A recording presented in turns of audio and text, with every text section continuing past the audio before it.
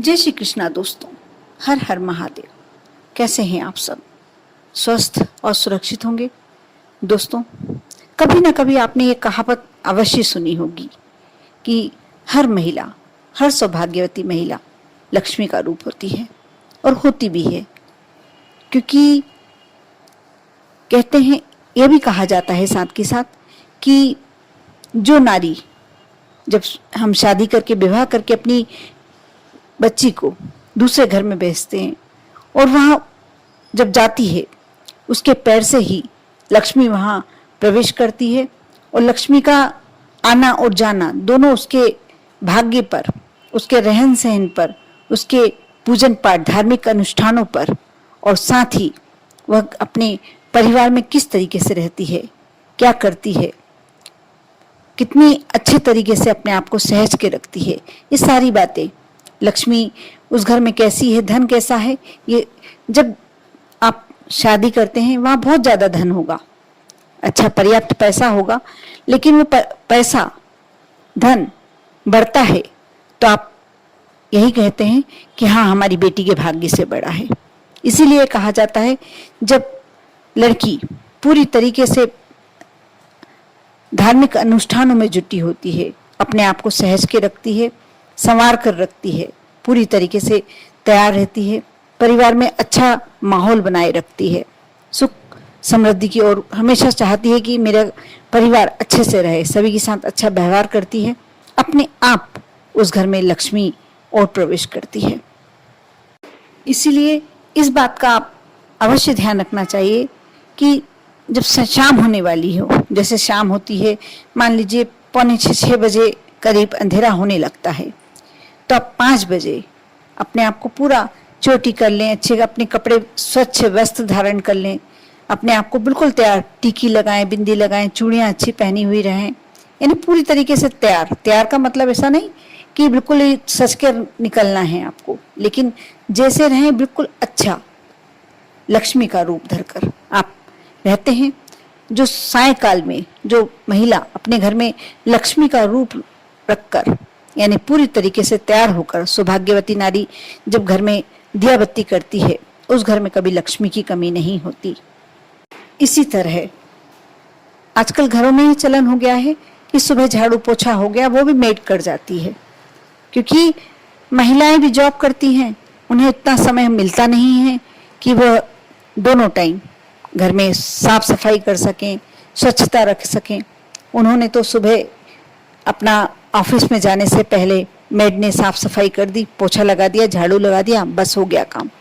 शाम के समय वह ऑफिस से आती हैं या नहीं भी जाती हैं ऑफिस, तो भी वह अपने घर की झाड़ा बुहारी नहीं करती हैं, लेकिन एक तरह से गलत नीति है।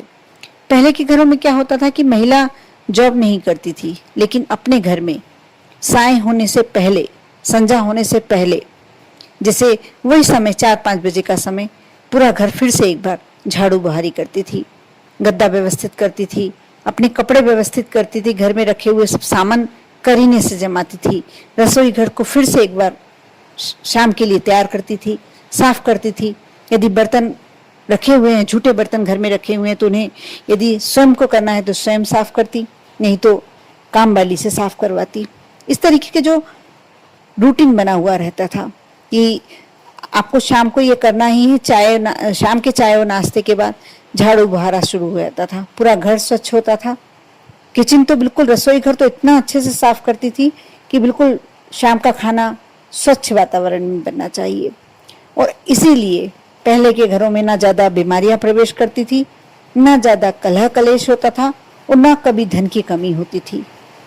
दोस्तों, इस बात पर आप बारीकी से गौर करना, ये बात बिल्कुल 100 आने सच है कि पहले के घरों में इसीलिए चाहे तनख्वाह कम होती थी, यदि नौकरी करता था इंसान तो तनख्वाह कम ही होती थी, यदि बिजनेस में भी कोई ज़्यादा कमाई नहीं थी, लेकिन घर में बरकत पूरी पूरी थी, क्योंकि घर की महिलाएं वह सारे कार्य करती थी जो घर की बरकत के लिए आवश्यक होते थे।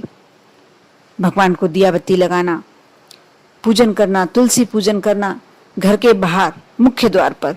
ये बात मैं आपसे पहले एक बार वीडियो बना चुकी हूँ, बोल चुकी हूँ इस बात को, कि शाम की समय जब दोनों समय मिलते हैं, उस समय घर के बाहर, मुख्य दरवाजे के बाहर एक दीपक अवश्य लगाना चाहिए, क्योंकि उस समय माँ लक्ष्मी भ्रमण के लिए निकलती है। और इससे संबंधित एक और बात कही जाती है, पुराणों में, शास्त्रों में एक और बात कही गई है कि क्यों कहा जाता है कि शाम के समय अपने घर की पूरी लाइटें खोल देना चाहिए, बिजली पूरी जला देना चाहिए।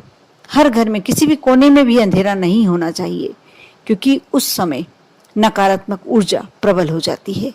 अंधेरे में ही नकारात्मक ऊर्जा कार्य करती है।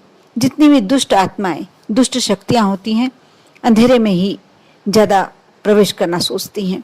और जब आप शाम की समय नकारात्मक ऊर्जा ज्यादा प्रबल होती है, उस समय यदि आप अपने घर में लाइटें जला देते हैं, उजाला कर देते हैं, दीपक लगा देते हैं, तो आपके घर में नकारात्मक ऊर्जा प्रवेश नहीं कर पाती। और आपके घर में जो कलह कलेश या बेरोजगारी, बच्चे नहीं सुन रहे हैं, कोई बड़ी प्रॉब्लम, आकस्मिक दुर्घटना, ये सब नहीं हो पाती। आप अपने घर के मुख्य द्वार पर सरसों के तेल का एक दीपक लगाएं और हो सके तो थोड़ा सा उसमें कपूर का टुकड़ा डाल दें। पूरे घर में एक आपको लगेगा, बहुत ही पॉजिटिविटी लगने लगेगी, सकारात्मक ऊर्जा लगने लगेगी। और साथ में आप खुद ही देखेंगे कि आपके यहाँ कहीं ना कहीं से धन आने के स्रोत बढ़ गए हैं, कहीं ना कहीं से आपको धन प्राप्ति के साधन बढ़ गए हैं। एक बात का और ध्यान रखना चाहिए, जैसे मैंने कहा कि शाम के समय महिलाएं अच्छे से तैयार रहें, तो जब माँ लक्ष्मी भ्रमण करने निकलती हैं और देखती हैं कि इस घर में सौभाग्यवती नारी पूरी तरीके से तैयार, पूरे अपने 16 श्रृंगार में है और दीपक लगा रही है, मुझे मेरा आह्वान कर रही, मुझे बुला रही है, तो वो अवश्य प्रवेश कर जाती है।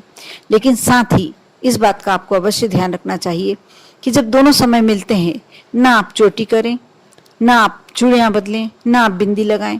आप उससे पहले ही तैयार हो जाना चाहिए, क्योंकि वह भी एक तरह से गलत होता है। जब आप दोनों समय मिलते हैं, और पहले के समय में यही होता था कि महिलाएं पहले से, शाम से पहले तैयार हो जाती थी।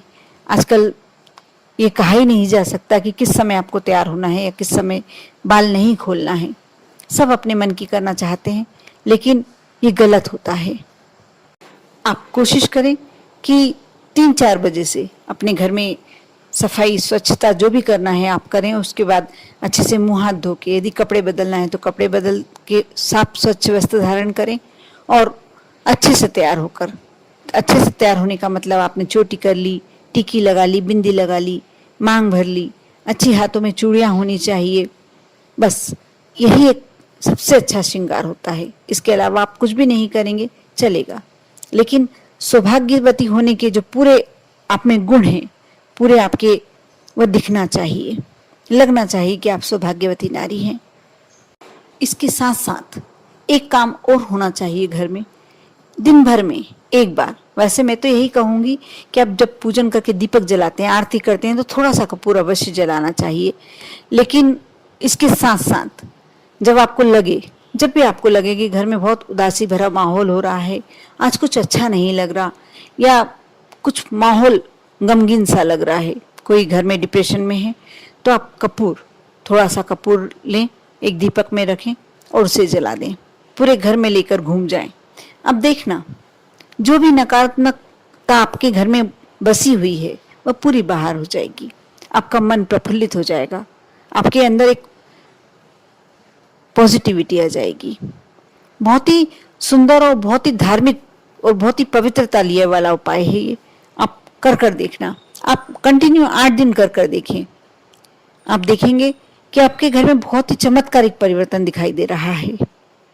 इसके साथ साथ आप घर के दरवाजे, जब संध्या वंदन करते हैं, आप बाहर दीपक लगाते हैं, 5-10 मिनट के लिए बाहर के दरवाजे, गेट जो मुख्य द्वार होता है, अवश्य खोलकर रखना चाहिए, क्योंकि उसी समय सारे देवी देवता, आपके कुल देवता, आपके पितृ देवता, सारे देवी देवता भ्रमण पर होते हैं। और वह जब देखते हैं कि आपके घर के दरवाजे खुले हुए हैं, सब घर में प्रवेश कर जाते हैं और आपके घर में सुख, शांति, ऐश्वर्य सभी की प्राप्ति होती है। इसके साथ साथ आप यदि चाहते हैं कि आपके घर में हमेशा सुख शांति रहे, पैसे की कमी नहीं हो, कोई परेशानी, कोई, मैं ये नहीं कहूंगी कि ये सारे कार्य करने से बिल्कुल परेशानी आएगी ही नहीं। समस्याओं से भरा ही है मानव जीवन। समस्याएं तो आती रहती हैं, लेकिन कोई बड़ी समस्या जिससे जूझने के कारण हम परेशानी से भर जाएं और ऐसा लगने लगता है जीवन ही जैसे समाप्त कर लो, ऐसी वाली घटना ना हो, तो ये उपाय करते हैं। इसके साथ आप इस बात का अवश्य ध्यान रखें, दिन भर कोशिश करें कि आपकी तरफ से कोई कलह की शुरुआत ना हो, और शाम की समय या सुबह की समय जब पूजन का टाइम होता है, आप उस समय कम से कम ये कोशिश करें कि आप बच्चों को भी ना डांटें, पतिदेव से भी झगड़ा ना करें, या घर में कोई बुजुर्ग व्यक्ति है, कोई किसी से गलती, बड़ी गलती भी हो जाती है, उस समय से कोई अपशब्द ना निकालें जो उन्हीं के लिए नहीं, आपके लिए भी घातक ना हो जाए। क्योंकि होता यह है कि हम क्रोध में अपने ऊपर काबू नहीं कर पाते हैं, कंट्रोल नहीं कर पाते हैं, वो जो चाहे जो शब्द बोल देते हैं। बाद में भले ही 1 मिनट बाद ही हमें उस बात का दुख होता है कि हमने क्या कह दिया, लेकिन भगवान ना करे, उस समय कहते हैं 24 घंटों में से एक बार आपकी जबान पे सरस्वती बैठी हुई होती है और वह बात आपकी सच हो जाती है। ऐसा नहीं हो कि आप गुस्से में कोई शब्द कह रहे हैं, सिर्फ क्रोध में कहा है आपने, आपके मन में कुछ भी नहीं है, और आपने कहा और वो बात सच हो जाए, आपको ही पछताना पड़े। और यदि इस बात का प्रयास होता है, किसी किसी को अपने गुस्से पे कंट्रोल नहीं होता है, लेकिन आप इसका प्रयास लगातार यदि 7 दिन करेंगे, 1 सप्ताह सोच के बैठे हैं आप कि कोई कुछ भी कहेगा, मैं इसका प्रत्युत्तर गुस्से में नहीं दूंगी, मैं भले ही वहां से हट जाऊं, टाल जाऊं, यदि वह कह रहा है कहने दो, 1 दिन करेंगे, 2 दिन करेंगे, 3 दिन करेंगे, 7 दिन तक आपने यदि ये कार्य कर लिया। और मैं बहुत अच्छा एक उपाय बताती हूँ, मेरी मम्मी कहा करती थी कि जब किसी पे गुस्सा आया करे तब जाके 1 गिलास ठंडा पानी पी लें। वो पानी पीने में इतना टाइम लगता है आपको कि आपका गुस्सा ठंडा हो जाता है। आप करके देखना, आप 7 दिन ये उपाय करके देखना, 8वें दिन अवश्य मेरे को कमेंट्स करके बताएंगे कि हाँ, आपने बहुत अच्छा उपाय बताया, बहुत अच्छा एक तरह से टिप्स दी, मैजिक बताया, जो करने से हमें बहुत फायदा हुआ है। आप कर देखें। बहुत साधारण सी बातें हैं, शायद आप सभी जानते भी होंगे ये बातें, लेकिन जानते तो सभी हैं, लेकिन कोई करना नहीं चाहता।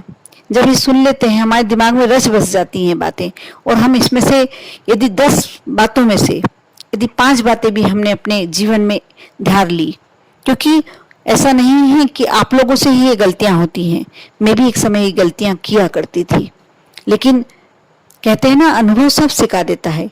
कुछ माँ ने सिखाया, कुछ सासू माँ ने सिखाया, और आज ये स्थिति है कि मैं बहुत कुछ अपने गुस्से पे कंट्रोल कर लेती हूँ। गुस्सा आता भी है तो कुछ नहीं, 2 मिनट अपने शांत होकर अपन दूसरे रूम में चले गए, कमरे में चले गए, और सारी बातें मैं अपने ऊपर लागू करती हूँ जो आपको बताई है।